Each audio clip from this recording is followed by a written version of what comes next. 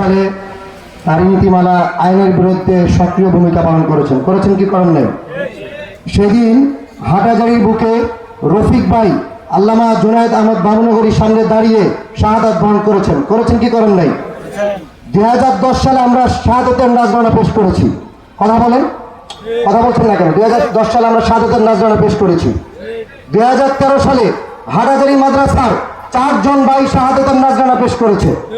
2021 সালে মোদী বিরোধী আন্দোলনে হাটাজারির 4 জন শিক্ষার্থী শাহাদাত বরণ করেছে। 2024 সালে 17 জুলাই হাটাজারি মাদ্রাসার শিক্ষার্থীরা ব্যারিকেড ব্লকেট করেছে। আওয়াজ করেছি কি করে নাই? অথচ আমরা দেখতে পাচ্ছি আমাদের রক্তের উপর যারা আজকে ধর্ম উপদেষ্টা হয়েছে, তারা আমাদেরকে মাইনাস করার পায়তারা করছে। তারা এই দেশে আলেম ওলামা শিক্ষার্থীদেরকে ক্রেডিট দিতে চাচ্ছে না। অথচ আমরা দেখেছি বাড়িদারা মাদ্রাসার শিক্ষার্থীরা তারা আন্দোলনরত শিক্ষার্থীদেরকে পানি পান করিয়েছে, শরবত খাইয়েছে, বিস্কুট খাইয়েছে। যাত্রাবাড়ি মাদ্রাসার শিক্ষার্থীরা 5 আগস্ট জীবনের মায়া ত্যাগ করে তাজা খুন রাস্তায় ফেলে দিয়ে এই দেশে ফ্যাসিবাদী বিরোধী ফ্যাসিস্ট হাসিনাকে বিতাড়িত করেছে। অথচ আমাদের ক্রেডিট কেউ দিচ্ছে না, কোন মিডিয়া আমাদের খবর প্রচার করে না, কোন রাজনৈতিক দল আমাদের পিকচার আমাদের ছবি প্রচার করে না। আমরা দেখছি হাসিনা বিগত 16 বছর কয়েকটি বয়ানের উপর টিকে ছিল। তার মধ্যে ছিল জঙ্গি, রাজাকার, যুদ্ধাপরাধী এবং 71 বিরোধী মুক্তিযোদ্ধার বিপক্ষ শক্তি। আমরা দেখতে পাচ্ছি হাসিনা এই জঙ্গি খেলা দিয়ে এদেশের আলেম ওলামা মাদ্রাসার শিক্ষার্থীদেরকে নামানুষ বানিয়েছে, খুন করার বৈধতা দিয়েছে। আমার ভাইদেরকে গুম করা হয়েছে, আমার বোনদেরকে লাইলাতুল কদর রাতে মোজাবাইকে দর্শন করেছে, কুখ্যাত আলিমুদ্দিন দর্শন করেছে, আমার ভাইদেরকে ক্রসফায়ার দিয়ে হত্যা করেছে। বর্তমান গভর্নর, বর্তমান সরকার সেই জঙ্গি জুজুর খেলা শুরু করেছে। আসিফ আদনান, জাকারিয়া মাসুদ, রেজাউল করিমদের বিরুদ্ধে জঙ্গি জুজুর ভয় দেখাচ্ছে।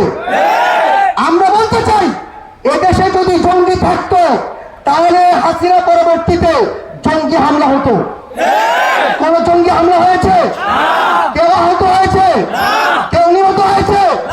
বরঞ্চ আমরা দেখতে পেয়েছি এদেশের আলেম ওলামা মাদ্রাসার শিক্ষার্থীরা মন্দির পাহারা দিয়েছে, তীর্থ পাহারা দিয়েছে।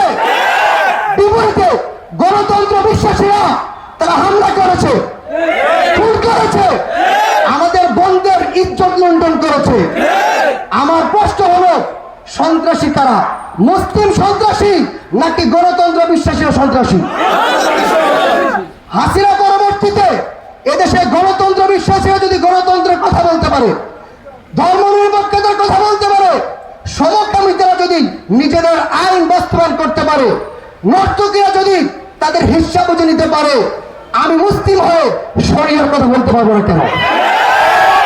আমি শরিয়ার কথা বললে কেন আমাকে রাজাকার টেক দেওয়া হবে? আমাকে কেন জঙ্গি বলা হবে? দেশটা কি তোর পাবেন নাকি? 2010 রক্ত দিয়েছি, 13 রক্ত দিয়েছি, 21 রক্ত দিয়েছি, 24 রক্ত দিয়েছি। কারণ বাবের টাকায় আমরা দেশে বেশি আসি নাই। এই জমি আমার, এই দিন আমার, এই জমিন আমার, এই দিন আমার, এই দিন আমার।